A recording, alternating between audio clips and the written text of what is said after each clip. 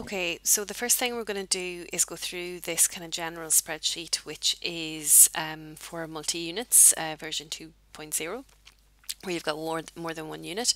Although I guess it could be used if you just had one, because you'd just be filling in the first part. And it's a basically brings together all of the indicators in one spot and helps you assign the points. And there's also some calculation and some formula built in. So what we're going to do is use a real project. It's a strategic housing development in Dublin of 300 units, just to show you a little bit about it. So it is yeah, it's an existing site near Monkstown. Sorry, these are screenshots, so they're a little bit blurry, but they're okay for our purposes. There's actually some existing trees there on the site and an existing dwelling there. It's quite close to Monkstown Dart Station. It's an infill development, and it was going through the Onboard Planala strategic thing. Here's better versions. Yeah, you can see there's quite a few existing trees on site there and near the sea. Very nice. And then the site layout is so the kind of typical infill thing where you have a row of kind of low-rise houses to knit back into the suburbs. Is kind of trying to keep, I think, is some of that existing tree belt, and then it rises up to 8 and 9 story blocks of apartments here in the middle, or of units, and 6 and 7 story here blocks, and then this is the existing house that's actually divided into 2 units. And what we're going to just use this for is kind of high level input into the spreadsheet, just to kind of give you practice. I'll show you an example of how it's done. So yeah, we're going to need this one in a sec. So just to note that the site area then is, and this is from the application form with the dwelling, but you should hopefully with your own projects know this anyway. So it's 3.66 hectares. So this is the home tab, which is the kind of general information. You put in the project name, the date, the address, the name of the developer, the name of the client, the name of the assessor who's doing it, the number of dwellings. It's worth noting here that this goes up to 100 only. So if you've got more than 100, which this has, it'd help if I had them numbered. See, told you, talking to myself because I'm doing it live as we go through. So will be a bit of that where I start talking to myself and trying to find things. Apologies. It's like doing this with your parent or something, trying to teach them how to use something. So yeah, there's 276 units. There's the 22 houses, the low rise, and then there's the dwellings. That gives you a total dwelling that's split into of 300.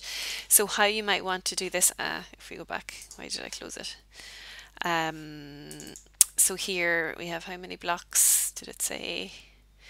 8 apartment blocks of 276. So although it can do up to 100, you might want to do a new Excel spreadsheet for each block, for example, and then link them together like that, or for each type of apartment, because you'll see there is a bit of work in kind of filling this in and duplicating stuff out. It's a little bit taxing, so you need to find a way to make that as efficient as possible. So yeah, it might make sense to do it per block, and at least you could do save as then, save as is for blocks that are similar. You put in the planning reference, and that's just to aid the Green Building Council to actually locate it and double check some information. And the site area, which we saw, was 3.66. So here there's a few of these I filled in earlier. So the white cells require input, and then the grey yellow don't need input. So these are actually greyed out here. So as you say, here's where all the units go all the way over to the right to 100. You put in the type, so ground floor apartment, etc. You put in the number of bedrooms, so 3. You put in the internal floor area. So in this initial part, we're just going to look at what you can get out of the BER document. That's unique to each unit, obviously. So some of the other indicators are more site-wide, but the information you're going to get from that is bespoke for each unit. So where we input the information you get out of that into this spreadsheet.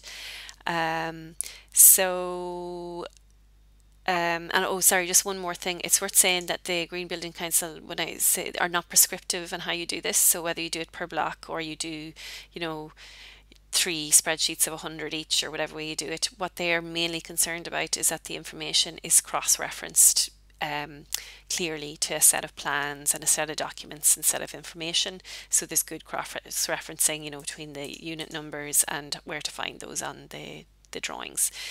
Um, so yeah, the first thing we're going to look at is the floor area. So again, I've just got some snapshots of the BER for this and where you find it within the BER.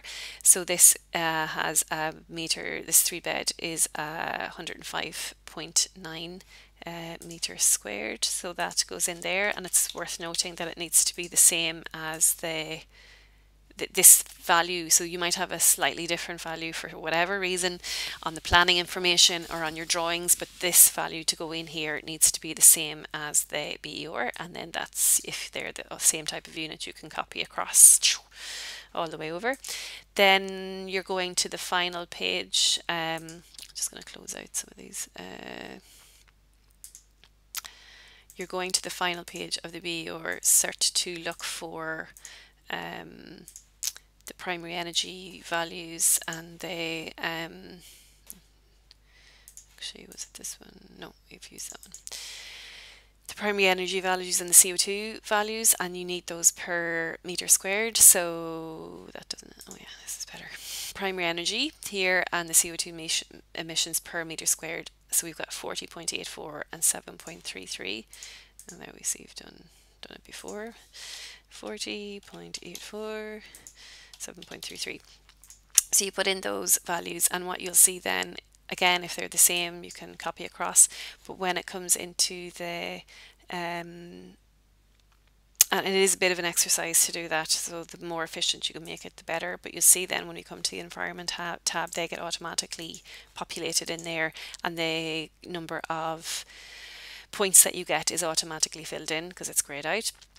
So you can see 40.84, we are just below, we're just making level 3 there, so it should be 4 points, yep, and on it goes. And in the carbon in use, 7.33, we are getting the level 2, 4 points, 4 points. So they will automatically populate across. Yeah, so it's good to see kind of where else on this the EOR comes into play. Generally, there is good cross-reference here in these kind of notes with the information in the manual without having to go to the manual, but they do need to update some of them or cross-reference them a little bit more clearly. But you can always go to the tables in the, so where it doesn't have these tables and the points to put in, you can go back to the manual and cross-reference that way. So I'm just going to have to stop this for a sec and I'll pick up